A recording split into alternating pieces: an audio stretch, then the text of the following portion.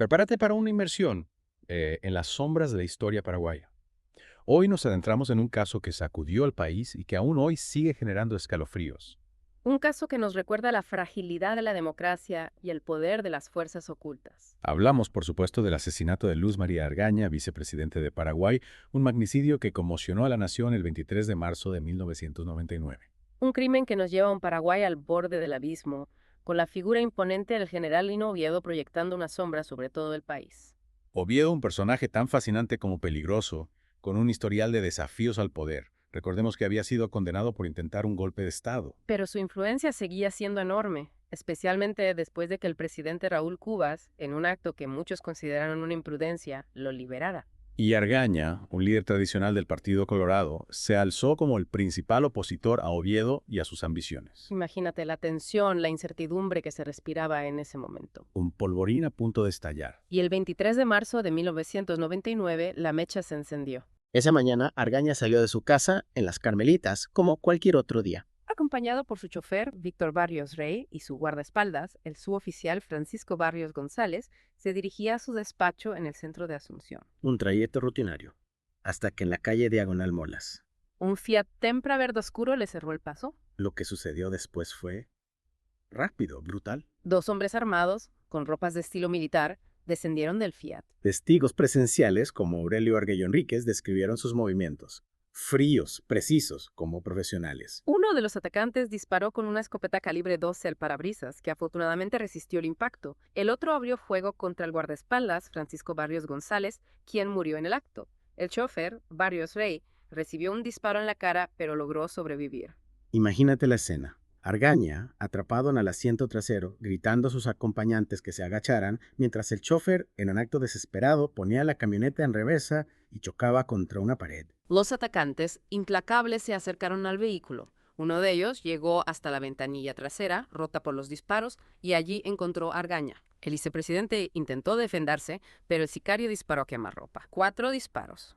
Uno en el antebrazo, 2 en el pecho, y el último, el mortal, en la espalda. Eran las 8:45 de la mañana. Luis María Argaña, vicepresidente de Paraguay, yacía muerto en su camioneta. Los asesinos, en un intento por borrar sus huellas, arrojaron una granada junto al vehículo que no llegó a explotar y huyeron en el Fiat Tempra, que luego fue encontrado incendiado a pocas cuadras del lugar. Es como si quisieran dejar un mensaje, una firma macabra quemando coche. Exacto, un mensaje que resonó en cada rincón de Paraguay, La noticia se propagó con la velocidad del rayo, primero a través de la radio.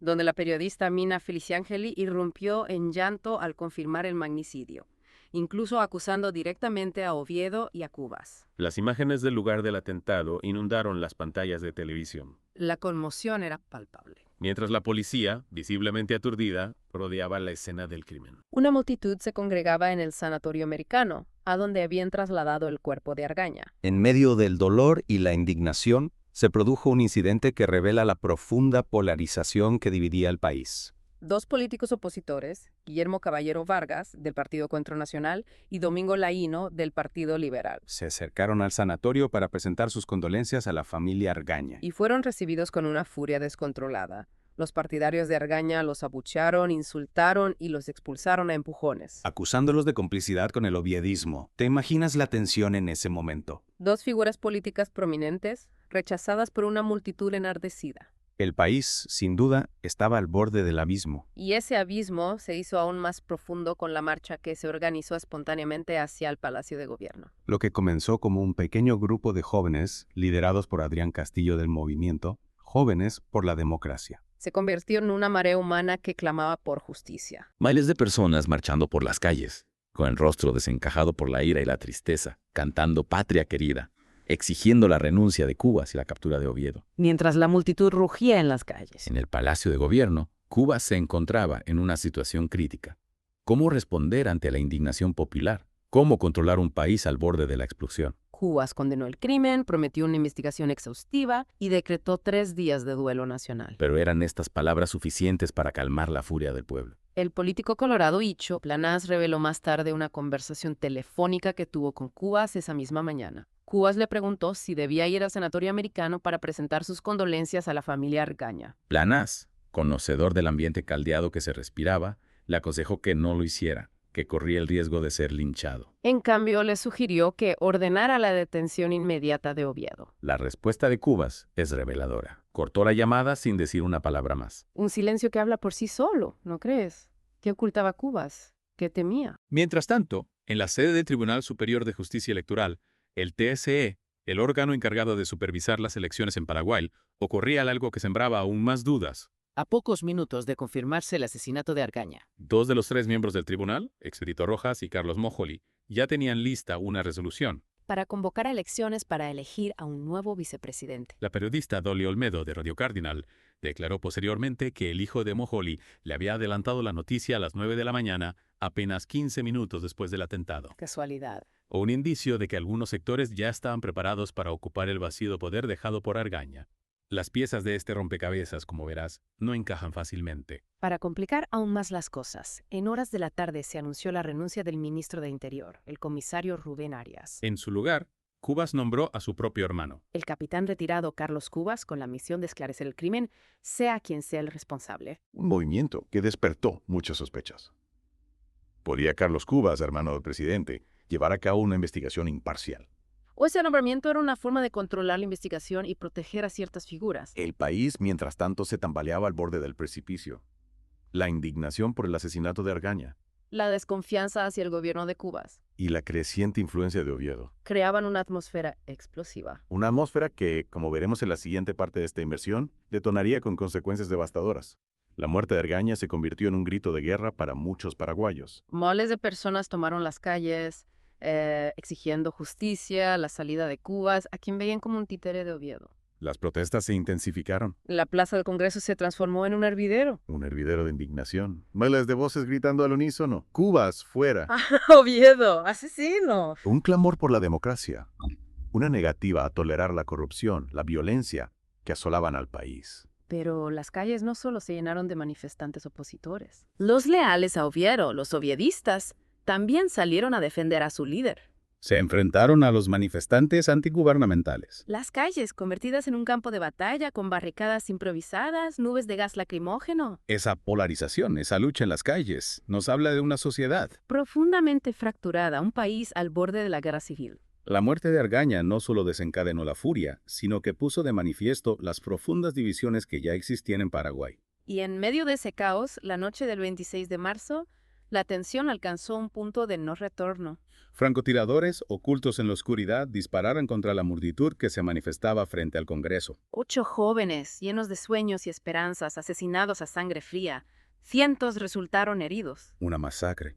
Un acto de barbarie que conmocionó al país y al mundo entero. El marzo paraguayo, como se conoció este trágico episodio, marcó un punto de inflexión en la crisis. La presión popular, el repudio internacional, la sangre derramada, todo ello obligó a Cubas a tomar una decisión. Y esa decisión, como era de esperar, fue la renuncia. Acorralado sin apoyos, con la sombra de la masacre a sus espaldas, Cubas dimitió a la presidencia. Oviedo, con el cerco policial cada vez más estrecho, huyó a Brasil. Un escape que muchos interpretaron como una admisión de culpabilidad, una huida desesperada para evitar la justicia. Paraguay, herido y dividido, intentaba recomponerse bajo el liderazgo de Luis González Machi, quien asumió la presidencia tras la renuncia de Cubas. Pero la gran pregunta, la que todos se hacían en susurros, a plena luz del día, seguía sin respuesta. ¿Quién ordenó el asesinato de Argaña? Las investigaciones desde el principio se vieron empañadas por la sombra de la duda. La presión política era inmensa, las influencias se extendían como una telaraña. Y la justicia parecía tambalearse ante la magnitud del caso. La aparición de un testigo falso, Gumersindo Aguilar, un personaje oscuro que incriminó a diversas personas sin pruebas sólidas, no hizo más que enturbiar las aguas. Un laberinto de acusaciones infundadas, de pistas falsas, que parecían diseñadas para desviar la atención de los verdaderos culpables. Pero en ese laberinto, en medio de la confusión y la manipulación, surgieron algunas pistas que los investigadores no podían ignorar. Una de ellas fue el descubrimiento del vendedor del Fiat Tempra utilizado en el atentado, un hombre llamado Héctor Rudy Monjes. A través de Monjes, los investigadores llegaron a Constantino Rodas, el comprador del vehículo, y aquí en este punto la investigación dio un giro crucial. Los registros telefónicos de Rodas revelaron un patrón inquietante. Una serie de llamadas realizadas minutos después del atentado. Esas llamadas, como huellas dactilares en la escena del crimen, permitieron identificar a otros sospechosos. Pablo Erasteche, Luis Rojas, Fidencio Vega.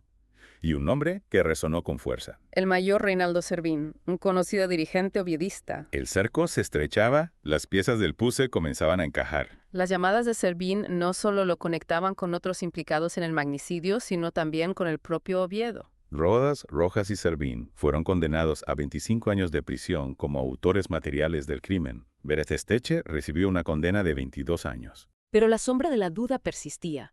¿Eran estos hombres los únicos responsables? ¿O eran simplemente peones en un juego de ajedrez mucho más complejo? La gran incógnita seguía sin resolverse.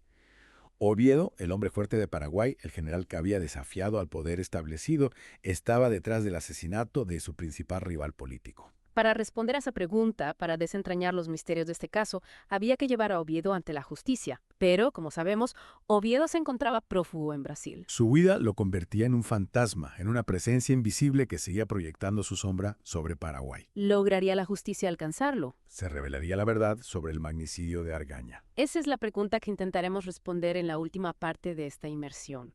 Una parte llena de giros inesperados, de batallas legales, de un juego de poder que te dejará sin aliento. Tras años de exilio, como un fantasma que regresa para desafiar a sus perseguidores, Oviedo decidió volver a Paraguay en 2004.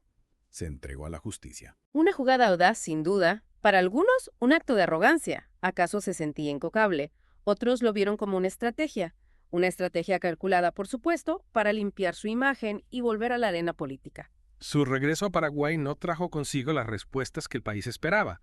El proceso judicial, lejos de ser un camino hacia la verdad, se convirtió en un laberinto. Un laberinto de tecnicismos legales, de maniobras políticas, ¿eh? Recordemos que Oviedo no solo enfrentaba cargos por el asesinato de Argaña. Claro, también estaba el intento de golpe de Estado de 1996 y la masacre del Marzo Paraguayo. Un historial que en un sistema judicial imparcial lo habría mantenido tras las rejas durante mucho tiempo. Pero la justicia en Paraguay, y esto es algo que debemos decir con pesar, no siempre ha estado a la altura de las circunstancias. Los abogados de Oviedo, expertos en explotar las debilidades del sistema, presentaron una serie de recursos legales que dilataron el proceso, que debilitaron las acusaciones en su contra. Y la justicia, ya sea por incapacidad o por presiones externas, no pudo o no quiso resistir esos embates. En 2007, un recurso de habeas corpus le concedió a Oviedo la libertad provisional. En el caso del asesinato de Argaña, por supuesto. Una decisión que causó indignación, por supuesto, entre los familiares de las víctimas y que reavivó las sospechas sobre la falta de independencia del Poder Judicial. Imagínate la frustración de quienes buscaban justicia, años de espera, un juicio plagado de irregularidades, y al final el principal sospechoso quedaba en libertad. Y como si fuera una burla, los abogados de Oviedo intentaron que los familiares de los jóvenes asesinados en el Marzo Paraguayo pagaran las costas del proceso. Increíble. Querían que las familias, que ya habían perdido a sus seres queridos, además tuvieran que financiar la defensa del hombre acusado de sus muertes. Afortunadamente, esa pretensión no prosperó. Pero el mensaje era claro. La impunidad seguía teniendo un precio muy alto en Paraguay. Oviedo, libre de culpa y cargo, retomó su carrera política. Incluso se postuló como candidato a la presidencia en las elecciones de 2008. Su sola presencia en la escena política era un recordatorio constante de la fragilidad de la justicia, de la sombra del pasado que aún se cernía sobre el país. Pero el destino, a veces caprichoso, le tenía reservado un final inesperado a Oviedo. En febrero de 2013, justo en el aniversario del golpe que lo había catapultado a la fama, Murió en un accidente de helicóptero. un final abrupto, casi poético. Para muchos, la muerte de Oviedo cerró un ciclo turbulento en la historia de Paraguay. Pero las preguntas sobre el magnicidio de Argaña siguen sin respuesta. ¿Fue Oviedo el autor intelectual del crimen? ¿O hubo otros poderes en juego, otros intereses ocultos que la justicia no pudo o no quiso desvelar? La verdad, como en muchos otros casos de la historia, se ha diluido entre las sombras del tiempo. Las investigaciones oficiales no lograron establecer con certeza la cadena de mando que condujo al asesinato de Argaña. El caso Argaña se ha convertido en un símbolo de la impunidad, de la lucha por la justicia, de las heridas aún abiertas en la sociedad paraguaya. Un recordatorio de que la democracia, para ser fuerte y justa, necesita instituciones sólidas, un poder judicial independiente, un compromiso inquebrantable con la verdad. Este caso nos ha llevado a las profundidades de la política paraguaya. Un mundo de conspiraciones, de traiciones, de violencia. Pero también nos ha mostrado la valentía de quienes lucharon por la justicia, la resiliencia de un pueblo que se niega a olvidar. Te invitamos a ti, querido oyente, a seguir explorando este caso. a formular tus propias preguntas, a buscar las respuestas que aún se esconden en las sombras. Porque la memoria, como la justicia, no debe tener precio. Hasta la próxima.